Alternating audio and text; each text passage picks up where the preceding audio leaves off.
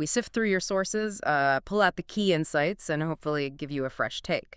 Today, we're jumping into August 15th, India's Independence Day. It's a huge day, obviously, massive pride, patriotism across the whole country.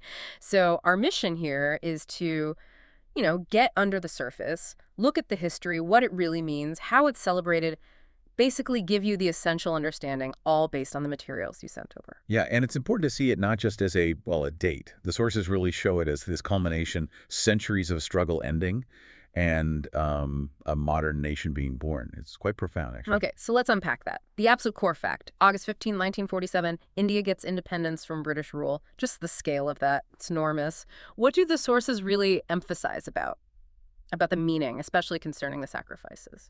Well, they really stress that it's a day for remembrance, a profound remembrance, actually, of, just countless freedom fighters, revolutionaries, leaders, people who gave everything.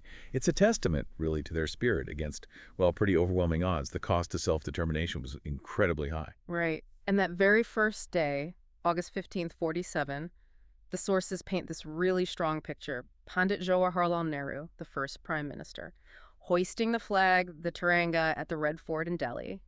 And then that speech, Tryst with Destiny.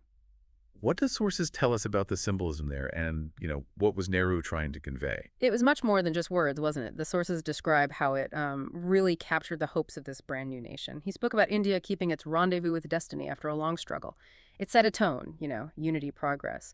And the flag itself, raising it was the ultimate symbol. Sovereignty transferred. India was its own master now. Huge symbolic weight. And if we pull back, look at the bigger picture. This didn't just happen in 47. The struggle goes way back. Our sources mention the British East India Company really starting to get its grip after the Battle of Plassey. That was 1757. How did that initial trading presence turn into the British Raj? What kind of control are we talking about? Yeah, the sources track that shift pretty clearly. The company started with trade, but gradually it moved into politics, administration, taking over more and more control. Eventually that led to direct British rule, the Raj. And they really reshaped India's economy systematically to benefit Britain, turning it into essentially a supplier of raw materials. Yeah. That colonial structure just deepened the desire for self-rule over generations. And the path to getting that self-rule, marked by these massive efforts, the 1857 revolution, often called the First War of Independence, many see that as a real turning point. It shook the British, didn't it? Even though it didn't succeed immediately, what was its lasting impact, according to the sources? The sources definitely highlight 1857. Even though it was put down, it was a major catalyst. It showed the depth of the discontent, and it kind of laid the groundwork for later movements, which were maybe more organized. It definitely fostered a stronger sense of, national identity against foreign rule. Right. And then came these really transformative movements later on, non-cooperation, the Salt Satyagraha, Quit India. They come up again and again. Could you maybe zoom in on one, like the Salt Satyagraha, what made that so effective based on what we've read? Any specific detail? Sure. The Salt Satyagraha is a fascinating example in the sources. It was strategically brilliant. Gandhi chose the salt tax. Yeah. Why? Because salt was something everyone used. Rich, poor, Hindu, Muslim.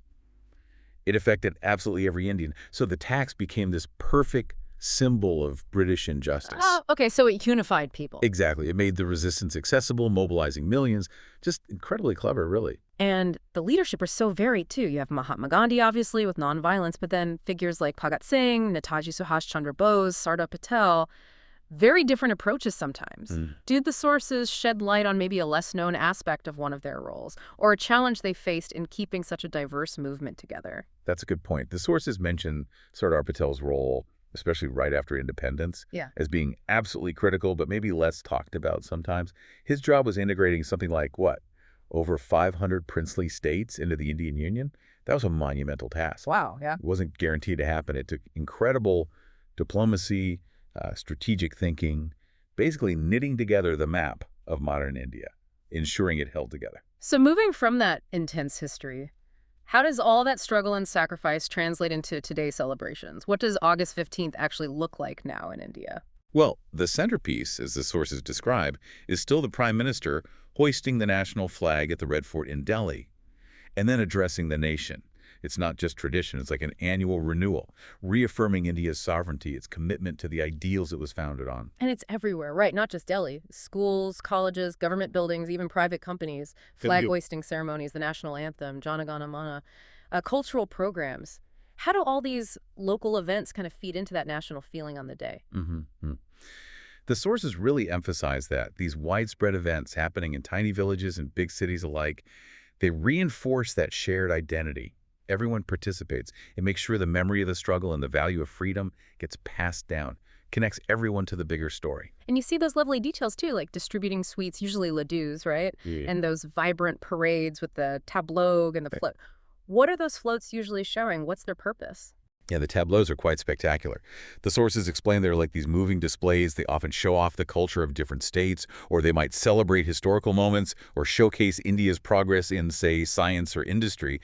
It's a real visual feast of tradition and modernity side by side.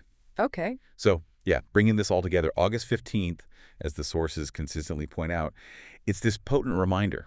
Freedom wasn't just handed over, the cost was immense. Right. And keeping that freedom, that hard-won freedom, it takes ongoing